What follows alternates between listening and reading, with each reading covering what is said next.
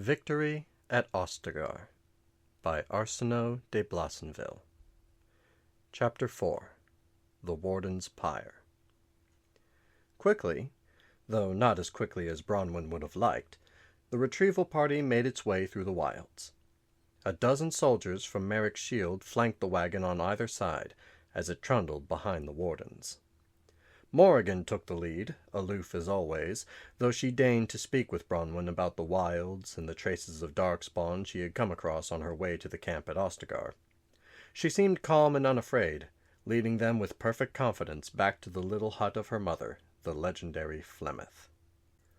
They were moving east of the battlefield, expecting to come across stragglers from the horde at any moment. A heavy silence hung in the air, as if the violence of yesterday's battle had sapped the life from the natural world itself. The wagon was cajoled through the marshes, mud sucking at the wheels. Bronwyn was anxious to see Fergus, but ambivalent about returning to the site of her first adventure in the south. When she last visited this place, her fellow Grey Warden recruits, Davith and Sir Jory, were still alive. It chilled her, remembering how Flemeth had dismissed Jory's cleverness as irrelevant. How much did the old woman know of the future? Or was she simply a remarkably gifted judge of character? "There it is," Bronwyn said to Sergeant Darrow, pointing ahead to the strange little structure. It seemed to Bronwyn even smaller than the first time she had seen it. The door opened, and Flemeth emerged, coming forward to greet her guests.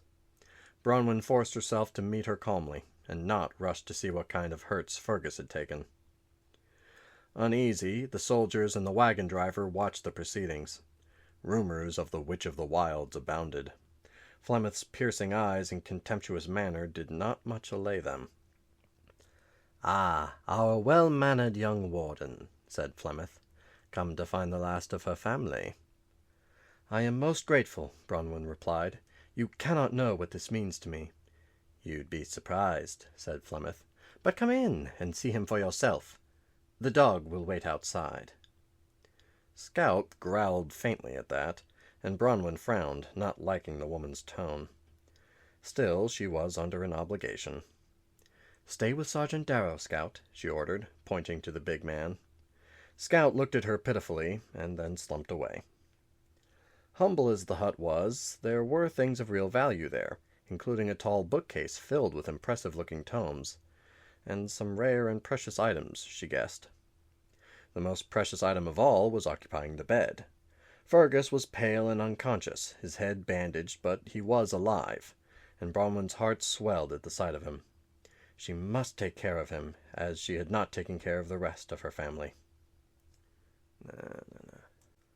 Humble as the hut was, there were things of real value there, including a tall bookcase filled with impressive-looking tomes, and some rare and precious items, she guessed. The most precious item of all was occupying the bed. Fergus was pale and unconscious, his head bandaged, but he was alive, and Bronwyn's heart swelled at the sight of him. She must take care of him, as she had not taken care of the rest of her family. "That's your brother?" Alistair asked. "I don't see much resemblance. Maybe it's the beard." "Very funny." "His sword and shield and armor," Morrigan drawled, pointing to a corner. "I even cleaned them." "Thank you," said Bronwyn. "Fergus loves that sword. He would have hated to lose it." "He will sleep for another day or two," Flemeth told her, studying the young man with detachment. "With rest and proper care, he should live to be wounded in many another battle. You are fond of him, it would seem." "Yes, I am fond of him. I love him. He is my brother, but he has always been my best friend and companion as well." "Interesting. He seems a very ordinary sort of bluff young warrior to me, while you are not so ordinary." "It matters not. He is of value to you, and I am pleased to return him."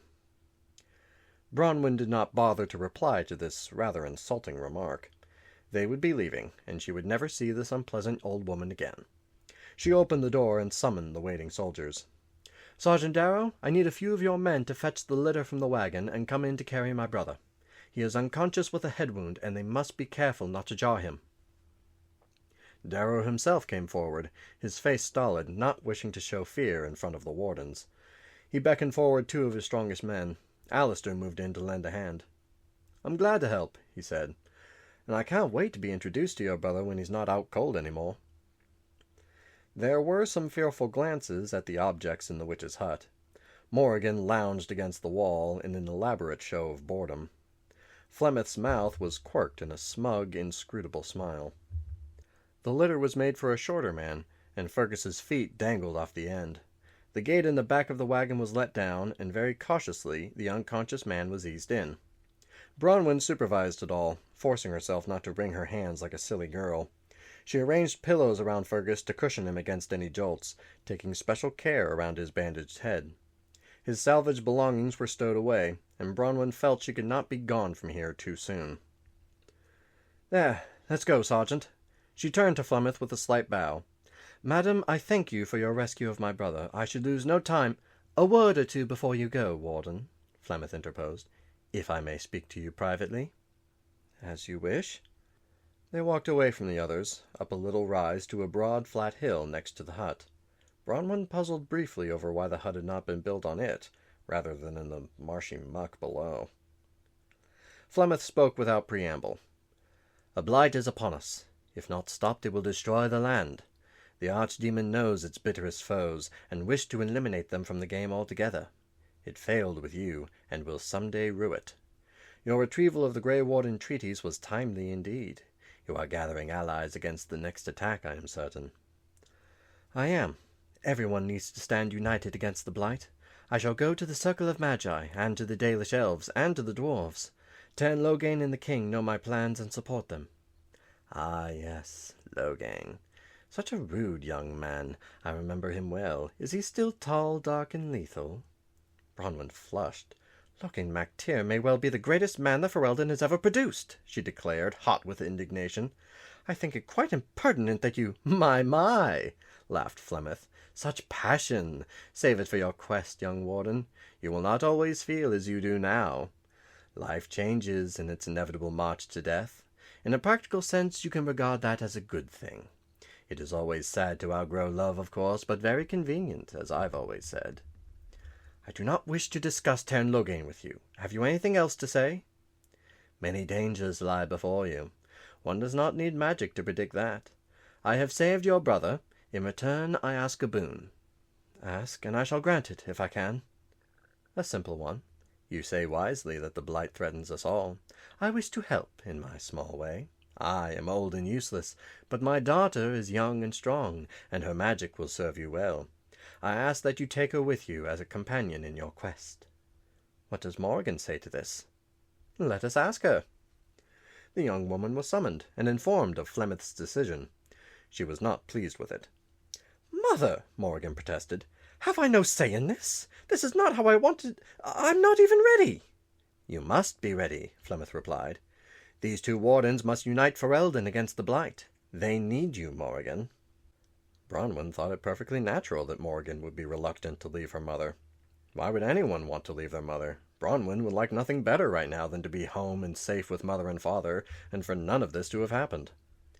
But Flemeth was saying, "Besides, you have been itching to escape from the wilds. Here is your opportunity. You will never have a better one, nor such a chance to keep noble company." The old woman's laugh was harsh and contemptuous. "I would not force Morrigan to leave you," Bronwyn said in concern. "Bah! She needs to see the world. This is my boon, and I will ask no other." "Then I must grant it. Morrigan, you are most welcome. Gather what you need for a long journey, and return with us to Ostagar." She bowed to Flemeth. "Accept my gratitude for what you have done for my brother. Know that your daughter will be valued and honored as my companion." "I am glad to hear it, young Warden." Flemeth's voice softened. "I entrust you with that which I value above all else." Bronwyn frowned and headed back to the wagon. Alistair looked relieved. "We can go now, right? What did she want anyway?" "She wants Morrigan to travel with us and help us. It's her way of lending aid against the Blight. Morrigan is packing, and we'll be on our way as soon as she's done." "Wait, you're taking her with us? You're serious?" "Her mother saved my brother's life and asked this boon for her reward. How could I refuse her request?" "And traveling with an apostate doesn't bother you? Not to mention her clothing." "It is a matter of my honor," Bronwyn replied, very stiffly. Alistair put up his hands in defeat. "Right. She comes with us. I just don't think she can be trusted. Don't say I didn't warn you." The door opened, and Morrigan emerged, carrying a light pack. Her face was closed down and sullen, and she and Alistair shot each other a hostile glance as she joined the two wardens by the wagon. Lovely, thought Bronwyn. My two companions are already at odds. Mother dealt with such situations by offering extra nice refreshments and talking about something or someone that her inimical guests could agree to mutually attack. Bronwyn had the Blight to offer Alistair and Morrigan. About the refreshments, she was not so sure. She moved to stand between them and hope for the best. "Sergeant Darrow, we're done here. Let's move out." "Right you are, my lady. Warden." Bronwyn felt Flemeth's eyes on her back, but did not turn to acknowledge the woman. They needed to get away, and the sooner the better. The return seemed shorter somehow. Feeling a little more secure, Bronwyn had the leisure to do some thinking about their situation. After some silent time, she said, "Alistair, I'll need to stay close to my brother until we leave for the circle. Wouldn't it be easier if you stayed in the High-Ever tent with us? We have so much to talk over and so much to do, and I can keep an eye on Fergus that way." "Of course. I'd rather be there than in the Grey Warden tent alone. I can bring my things and put my cot someplace out of the way. This sounds horrible, I know, but could you have 2 more cots brought over? Fergus will need the only cot in the tent." "I suppose I could do that," he agreed with a slight smile. "Wouldn't do to have you sleeping on the ground while I'm living a life of luxury." "Thanks. I appreciate you taking care of that. I need to work on my remarks for the funeral tonight. Once I get Fergus settled, we should walk down to the valley and pay our respects. I want to remember each warden by name in my speech." He nodded, looking sad again. "I'm glad you're giving the speech. I don't know if I could manage it without completely—" He stopped and cleared his throat. Bronwyn patted his shoulder. "I'm happy to do it, Alistair. Everyone is different. It helps me to talk about it. You'll stand with me and help light the pyre, though, won't you? I think it's important that both of us stand before the king and the army and represent the wardens." He set his jaw and appeared to be trying to pull himself together. "You can count on me," he said. "We'll do Duncan proud."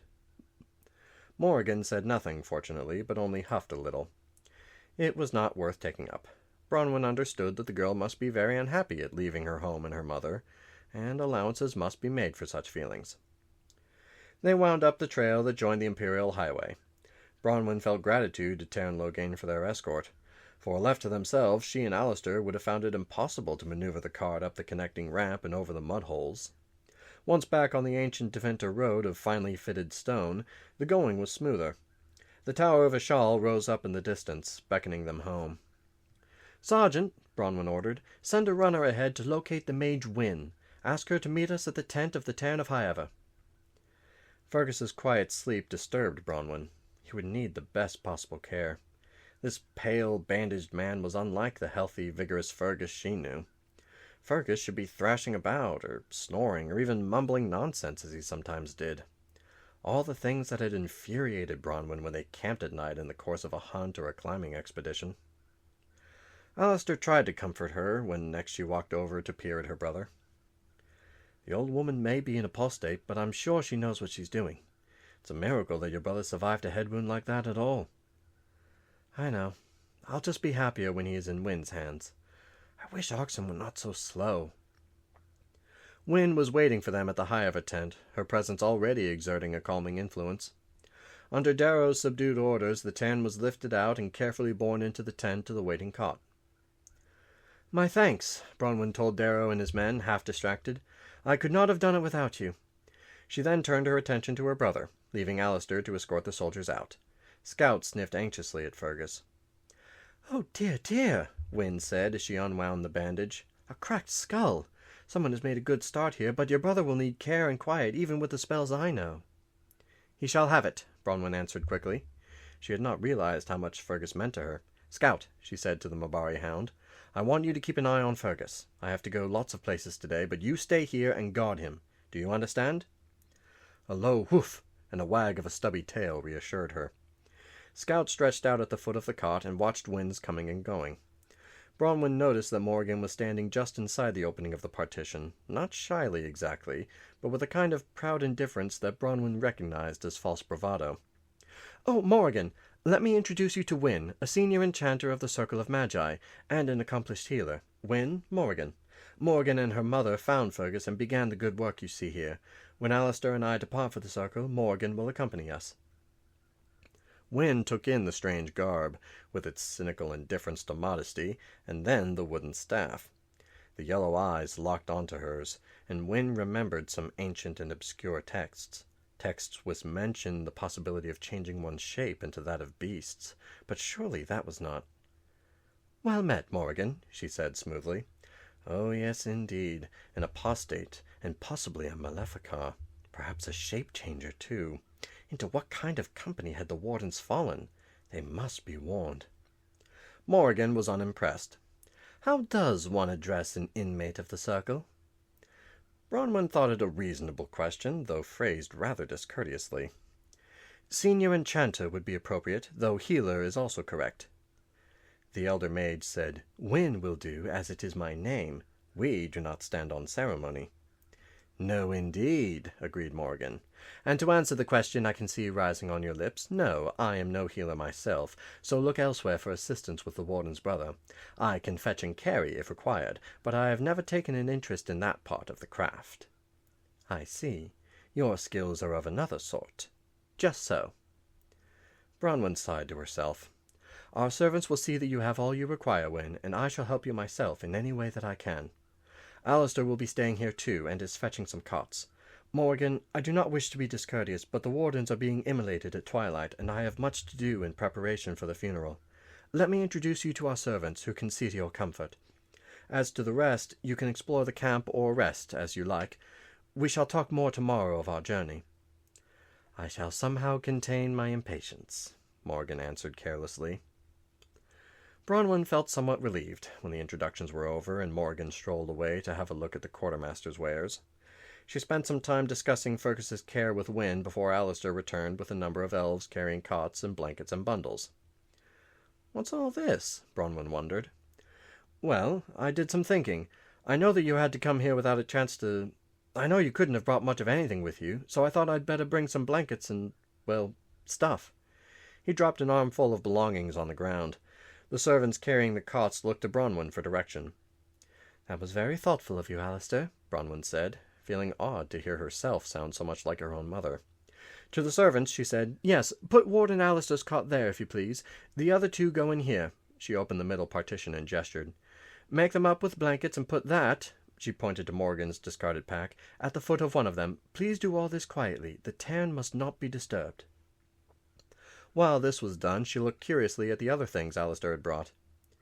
"Is that a Grey Warden helmet? And those tabards? I didn't even know the Grey Wardens had a uniform." "Well, Duncan never insisted that we wear them. He thought Wardens fought better when they were comfortable, and he didn't really care for imposing things like uniforms on us. Still, I thought you might like to have it." "Oh, yes." Alistair was pleased at her enthusiasm. "One of the Wardens, Balerion, was an Orlesian elf. He was tall for an elf, and so I thought his things might fit you. His Grey Warden tabard was in his travelling chest." "Thank you. This is just the thing. Do you have one of these?" Alistair nodded. "I suppose we ought to wear them to the funeral. Maybe these helmets, too." "I've never seen a Grey Warden helmet before," Bronwyn said, admiring the fine piece of viridium armor. "I agree. We need to show everyone who and what we are. Yes, we'll wear the helmets, certainly, and the tabards over our armor." She slipped on the smaller of the helmets and found the mirror. A strange face looked back at her. The griffin wings of the helmet swept high, making her feel more imposing. The nasal piece extending over her nose made her look rather grim and fierce. The helmet was old-fashioned, but, after all, the Grey Wardens were an ancient order. There had been Grey Wardens long before Ferelden was anything more than a savage land of scattered tribes. Perhaps it was time to remind Ferelden of that. "It's marvelous. I shall treasure this. What was the name of the Warden again?" "Balerion. He was really good-looking. Well, he was an elf, after all. Somehow he always managed to stay reasonably clean, and since elves have hardly any beard, he always made the rest of us look pretty shabby by comparison. Women were crazy about him. He was courteous to everybody, but he always made a point of being very kind to elven servants. He never forgot where he came from, and I gather that the alienage in Val Royeaux is a pretty terrible place." "That was very decent of him," Bronwyn agreed. "Very proper, too. This Balerion must have been one of what Mother called nature's nobility.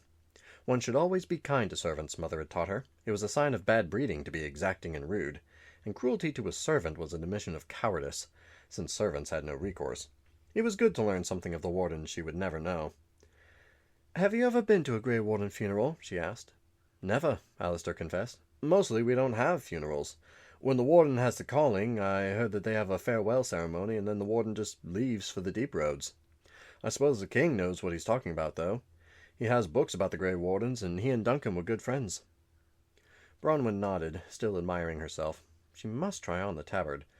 It was a sleeveless garment of a heavy grey silk with a sheen to it. On it was the griffin symbol of the Grey Wardens. It would fit to a nicety over her armor. Without the armor, she could wear it belted over her shirt, once she tracked down a pair of breeches. It would be a pleasant change to have something else to wear. Down in the valley, Bronwyn and Alistair found that a huge pyre had been erected. It was high and broad, measuring roughly 20 feet square. A crowd of men and elves were still sweating over it, arranging the framework at the top that would hold the dead. Barrels of oil had been rolled down from the stores to soak the entire structure, assuring that it could be set alight without embarrassing difficulties. "That's impressive," Alistair breathed. He seemed as pleased as possible for one so sad. It was the largest pyre Bronwyn had ever seen, and she gazed on it in awe. "See here, my lady," the elven foreman explained. "We have put in some steps so that you can walk up to this platform to give the funeral speech and set it alight. We put tinder and fuel just under there, and it should catch very nicely. You can step down perfectly safely then." "Good work," Bronwyn praised them. "Do arrange another pile just like it in the opposite corner for Warden Alistair to light. It seems wise for such a large pyre." "But, my lady," the elf said, wide-eyed, "it's already done. All 4 corners will be lit. The king would have it so. He and Loghain will be torchbearers as well. Such an honor for the Wardens." "Yes, very nice indeed." "Amazing," mumbled Alistair, his gaze slipping to the neat lines of linen-shrouded bodies some yards away. "Warden Bronwyn!" A tall mage, completely bald, addressed her formally, with a little bow. "Loghain mentioned that we should have a talk. It occurred to me that I might be of service to you tonight." "I remember you from the council," Bronwyn said, bowing in her turn. "Senior Enchanter Aldred, are you not?" "You are too kind to remember." Bronwyn was a little put off by his deliberately ingratiating manner. He clearly wanted something from her, but she had no idea what. Before she could ask his business, he began speaking in a low, persuasive voice. "The Grey Warden funeral tonight will be a most significant and solemn occasion," he began. "I want to contribute to its success in my own small way." Small way. Bronwyn considered the man. That smarmy phrase set off all sorts of alarms. Flemeth used those words, too. Either he is lying, or he is afraid of me, or he is just hopelessly ill-bred. Most likely the last. Arrogance cloaked in false modesty. She asked, "And what way is that?" "You will be speaking to thousands tonight. Everyone will be coming to the funeral. In the out-of-doors it is sometimes, even for a trained speaker, difficult to make oneself heard.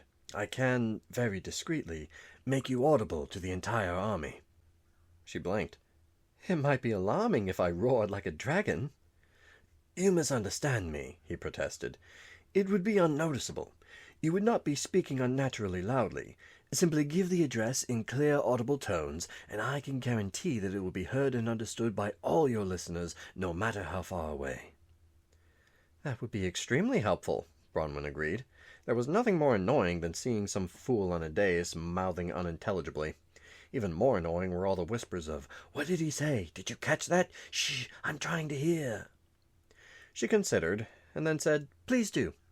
There are things I have to say that I wish to be heard." "Very well." He was very pleased. "And I can also help with the pyre, again discreetly, you understand. Fire spells are very easy." Alistair winced. Bronwyn spoke up at once. "Yes, I understand you. An all-consuming blaze is always best on such occasions. Your help is much appreciated." Half-burned bodies were very distressing. With such a large number, who knew what might transpire? "Excellent. Loghain thought you would be open to sensible, pragmatic methods. He is sympathetic to the Circle of Magi. He has told me himself that he thinks us one of Ferelden's best weapons." The mage laughed self-consciously. "He is right, certainly." Bronwyn was deeply impressed by the good Wynne had done, and would do. "Your gifts are an immense help. I only wish there were more of you." Your friend Elon saved my hide while we were clearing out the Tower of Ashal, Alistair agreed. He'd slow the Darkspawn down while Bronwyn's Mabari and I dispatched them. We made a pretty good team. Yes, yes, Uldred said, his voice full of smothered excitement. That's exactly what I want the First Enchanter and the Knight Commander to hear. Gregor was skeptical of our value to the army. There is so much we can do if we have more freedom. Alistair's face clouded at that. With a brief glance at him, Bronwyn said, We shall certainly give a full report of your good service. The Grey Warden treaties give us the power to demand the assistance of the Circle. Quite frankly, we will also be looking for likely recruits to join the Grey Wardens. Before I leave, let us speak again, and perhaps you will have some names for me.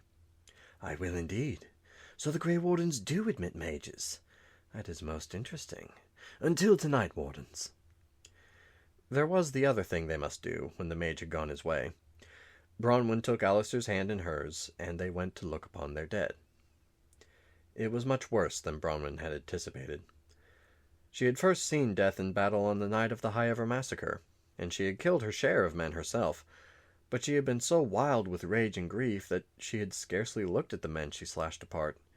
They had been objects, dangers in her way, and not real men to her. Even the bodies of men she knew had barely registered to her. Oriana and Orin were all she could see, drained and bloodless, their eyes half open. But those had been the bodies of the newly dead. There was something even more ugly about these shrouded figures, their blood cold and congealed, their limbs rigid and unnatural. The elves had left their faces exposed, awaiting the visitation of their mourners. At least their eyes were closed, and the funeral wrappings kept their mouths from yawning open. The king was here early this morning, the elven foreman told her. He was very anxious that all the wardens receive proper respect. Some of the wounds, well, we reassembled the bodies and wound the linen very tightly, so you can hardly tell if someone was beheaded or not. Alistair choked at that, and Bronwyn frowned at the elf. Thank you. We wish to view them in private now. The elf backed away reluctantly, and thus Alistair introduced her to 23 brothers she would never know, and one she did. That's Dulin, Alistair said. He was from Valturian. He never lost at cards. And that's Hayward from Igglesbourne in the Free Marches. He wasn't much older than us. He broke down completely when they came to Duncan. Bronwyn sat on the ground by him, her hand on his back, listening wearily to his hacking sobs. It was hard to recognize that abused object as Duncan's head. One of the elves began covering the faces of those they had already viewed. Bronwyn made a quick, imperious gesture, and the elf moved to cover Duncan's first. Come on, she murmured, while Alistair's tears eased. Let's see everyone, and then the elves can get them settled up on the pyre. We can't give way now. She had another thought, and summoned the elven foreman with a wave. Do you know Captain Fannin? Have someone fetch him for me. I need to speak to him. The haze of campfire smoke turned the light of the setting sun into menacing streaks of red and violet. The army gathered to see the last rites of the Grey Wardens. Their armor polished, their beards combed, their faces mostly washed. The king of Ferelden and his nobles prepared to take the places of honor closest to the pyre. Loghain felt some interest in tonight's proceedings. Rumor had it that Bronwyn Cousland was a good speaker. With luck, the army would have an entertaining spectacle to alleviate its usual boredom. He was not as annoyed as he might ordinarily have been when Cailan told him that the two of them would stand as torchbearers at the funeral to help the wardens light the pyre. After all, he was rather pleased at the prospect of seeing off Duncan and his merry band of Orlesian infiltrators. The pyre had taken a lot of men away from other tasks, but it was a notable sight indeed. Uldred had reported that the girl was receptive to a little magical assistance with the fire. That was plain good news. She was sincere, then, in wanting a greater public role for Ferelden's mages. If Loghain had his way, there would be a mage in every company in the army. The guards opened a clear pathway down the middle, and stood rigidly a guard to keep it clear. The revered mother and 2 priests with censers led the procession, climbing directly up to the platform at one side of the pyre. The king, flanked by Loghain, and followed by the Arls and bands, strode down to stand at the front of the army. A deep roaring cheer rose up from the assembled ranks. A great deal was directed at Loghain. He had never striven for praise or power for himself, but it was different when it was his soldiers. The bodies, shrouded all alike in white linen and soaked in oil, were anonymous cocoons, much like things he had once seen in the deep roads in Orden Teg. He put memories of the deep roads and their monstrous spiders aside, as the cheering changed to greet the 2 remaining Grey Wardens, now marching side by side to the pyre. What were they wearing? Winged helmets? That was rather... well, they were picturesque, anyway. And Grey Warden tabards. He had not seen them in years, but it was appropriate, he supposed, for the occasion. The girl was quite tall, even standing by Alistair, who was about his own height. They made an impressive pair, especially if the girl did the talking and the lad kept his mouth shut. The 2 of them climbed the pyre and knelt before the revered mother in respect. That done, they moved to her side. The lad seemed lost in grief. The girl, however, appeared calm. More priests and brothers ringed the pyre at a respectful distance, some with torches, some with censers. The reek of perfumed smoke penetrated Loghain's skull like poisoned needles. He would have a monster of a headache in the morning. The revered mother raised her hand to give the blessing. Everyone went down on one knee, head bowed, to receive it. "Blessed are they who stand before the corrupt and the wicked and do not falter. Blessed are the peacekeepers, the champions of the just." Appropriate enough words, but she was not done. "The wall before me is shadow, yet shall the Maker be my guide. I shall not be left to wander the drifting roads of the beyond, for there is no darkness in the Maker's light, and nothing that he has wrought shall be lost." She called out, "Rise and hear the farewell to the Grey Wardens." Armor clanked and knees creaked as the listeners rose once again to their feet. The revered mother gave the girl a nod and a slight softening of her hard face, and Warden Bronwyn came forward to speak, assuming a graceful stance Loghain had seen somewhere before, one knee slightly bent. She then removed her helmet, shaking out her long wavy hair. It was a dramatic gesture, and there was a stir of interest as she handed the helmet to Alistair and began her speech. "Your Majesty, my lord and ladies, revered mother, soldiers of Ferelden, my countrymen." She had a very pleasant speaking voice, Loghain granted. Clear and pitched to carry, it filled the valley of Ostagar. "Long ago, before our fathers' fathers came down from the mountains, all Thedas stood on the verge of annihilation. A horror had fallen upon our world, a horror we now know as the first Blight. A corrupted old god had risen, and with him a horde of monsters, the Darkspawn ravaging the land, slaughtering the people, bent on destroying everything and everyone in their path. Veterans of battles with the Darkspawn came together, and the best among them pledged to do whatever was necessary to stem the tide of evil that swept across the land. They recruited those who possessed the skill and strength to raise their banner from all over Thedas, making no distinction between elven slave or human nobleman, between swordsman or archer or accomplished mage. Thus the Grey Wardens were born." Behind Loghain, Arl Brineland whispered, "I can see Bryce in her. Remember how he spoke at the lands meet? He taught her well." Arl Wolf, to his right, grunted in assent. "It's a pretty girl," he muttered. "Fine head of hair." Cailan frowned, but did not turn. Loghain wished that the nobility would keep its impertinent opinions to itself. The girl had mentioned mages, and elves. Nice attention to groups that might be very open to bettering themselves by joining the Grey Wardens. Her gestures were few but effective. Bryce certainly had taught her. Loghain recognized his style now, but he must not miss what she was saying. "Together they pooled their knowledge of the enemy and formed a united front to put a stop to the Archdemon Dumat's rampage.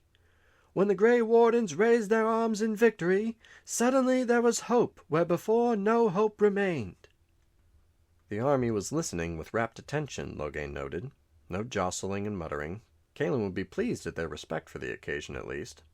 More respect than Arl Urien was showing, asking urgent questions about the girl and if she had any sisters. "For 12 ages of men, the Grey Wardens have come forward when called to serve, and then, their duty done, have slipped back into the shadows.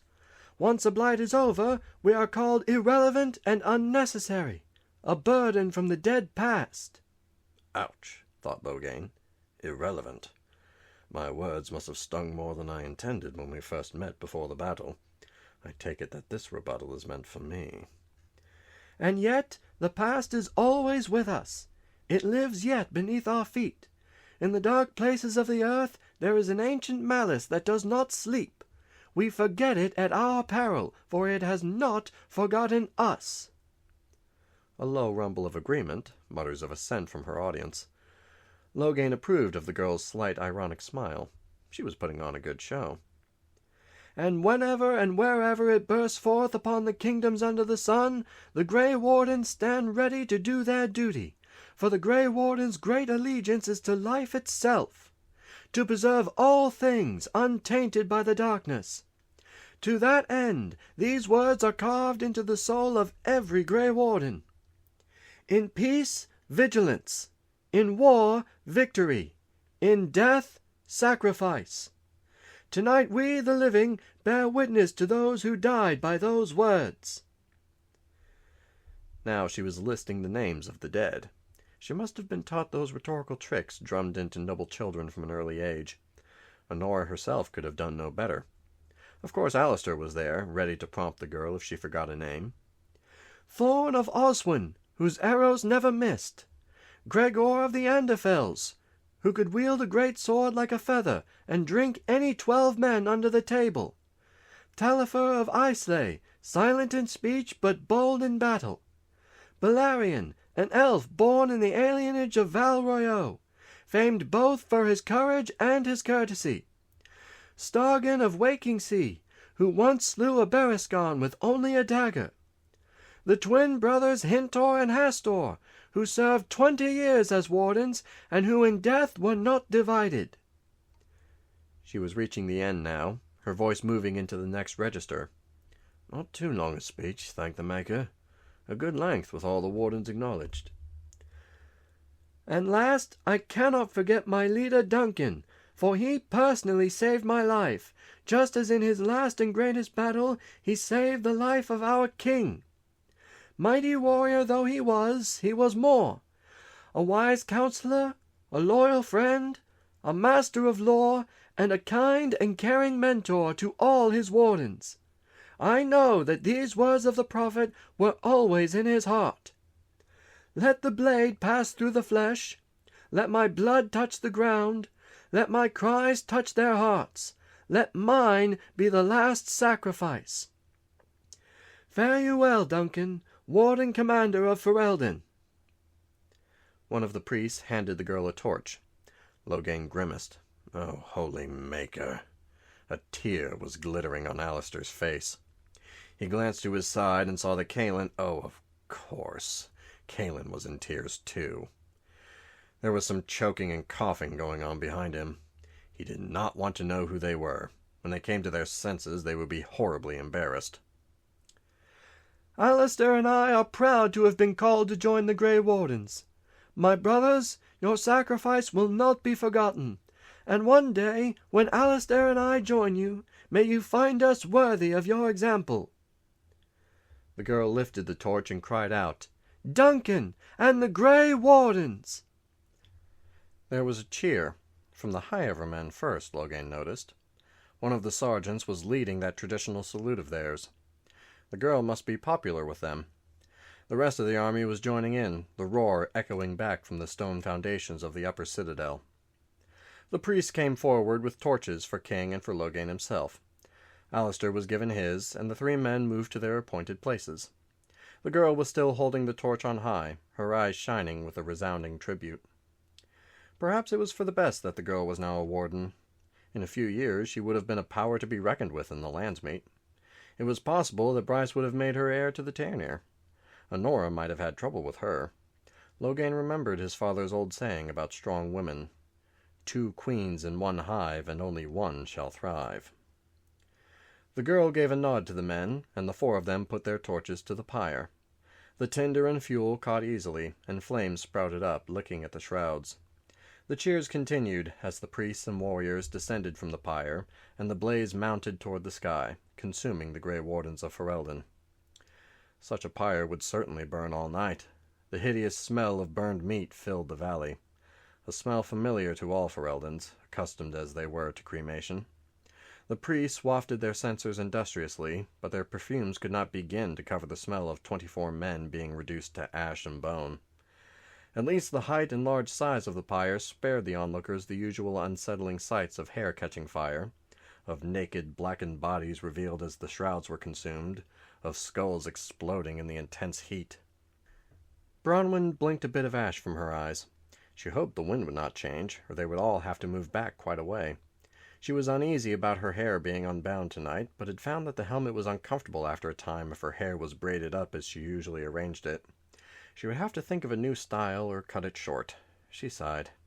At least the pyre was burning very well and evenly, no doubt helped along by Uldred's discreet spells. In the warden's tent was a large plain cinerarium, hardly more than a box, and a traditional iron trowel. At twilight the following day, the pyre should be safe enough to fill the container from the remains she and Alistair could access. Nobody ever expected to collect everything, and in this case it would hardly be more than a token of remembrance. Alistair obviously wanted something of Duncan, which was why he had had Duncan's body placed far from the center, and in a place easy to remember. After her grandmother's funeral, there had been lumps of charred bone on the site for months.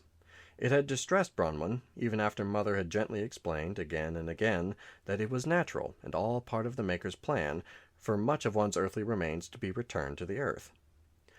So they would fill the box and send it to Denerim with the rest of the luggage. Eventually they would want to commission a better receptacle, even though neither Bronwyn nor Alistair were sure where such a cinerarium should be consigned. "Maybe we're supposed to send the ashes to Weishaupt," Alistair whispered. Bronwyn shook her head. There was so much they did not know. The king and his nobles stood beside them, as a courtesy and a sign of respect. Bronwyn had expected this, and rounded up what wine she could to serve them in the traditional style. There was a great deal of drinking, and a great deal of quiet talk. Bronwyn was tired, but the roar of the flames and the terrible smell kept her alert. Alistair, she saw, was red-eyed and mournful. No one could blame him for it. "My dear Bronwyn," her cousin, Arl Leonis Bryland, came forward to take a goblet from her, his face full of compassion. "It is always a joy to see you, though I confess I wish we could have had this reunion under happier circumstances. So, my cousin's child is a Grey Warden? Duncan obviously thought only the best would do. I wanted to tell you that you spoke extremely well." "Sent him off in style," agreed Arl Wolf, rather gruffly. "Hope my boys do as much for me when my time comes. I must say, I wouldn't want to engage you in debate at the lads' meet. You'd lay me low with a well-turned phrase." Others came forward, reminiscing about Duncan, praising Bronwyn's rhetorical skills, expressing their gratitude to the Wardens. Ban Stronner put in, "And of course we are all so very sorry and horrified about the fate of the Tern and Terna. An outrage, of course, but a personal tragedy for you.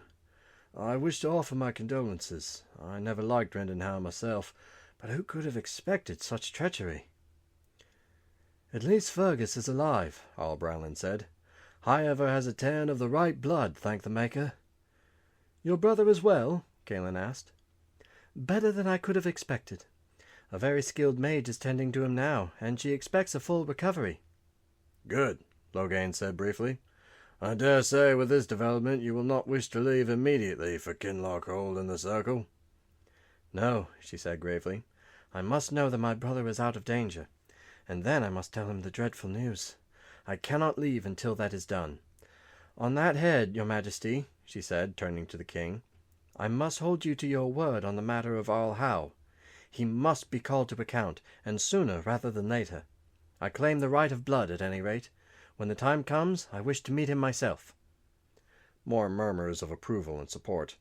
"Very proper, too," muttered Arl Urien. "Your brother may claim that right," Loghain pointed out, not easy with the idea of the girl meeting Howe in a duel. Howe was a tricky bastard, and fast. Loghain had sparred with him in the past, and never had the least difficulty in besting him, but the girl had neither Loghain's size, nor strength, nor experience. He said, hoping she would take the hint, "And if he is not recovered, I am certain you will have no difficulty in finding a proven champion to uphold you." A few of the nobles exchanged raised brows. An interesting development. Of course, the Cousland girl was very pretty. "No, indeed," seconded Cailan eagerly. "I would do it myself, were the king permitted." Bronwyn gave them a tight smile, thinking that the men would not have spoken so without quite so much wine to drink. "Thank you, but there are things one must do for oneself. At any rate, we cannot know how it will fall out. I am concerned for the people in my brother's Tairnir.